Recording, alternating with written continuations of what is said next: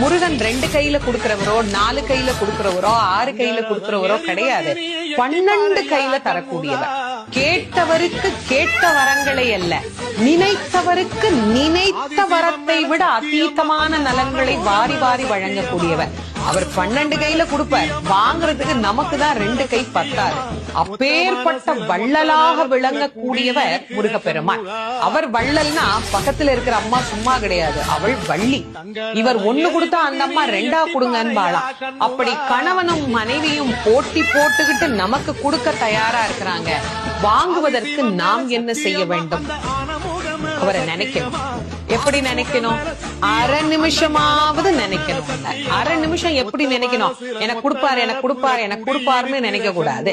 முருகப்பெருமானை உள்ளம் உருகி, அந்த உள்ளம் உருகுகிற போதே நமக்கு அப்படியே கண்களில் இருந்து ஆனந்த கண்ணீர் அப்படியே பெருகும். அந்த கண்ணீர்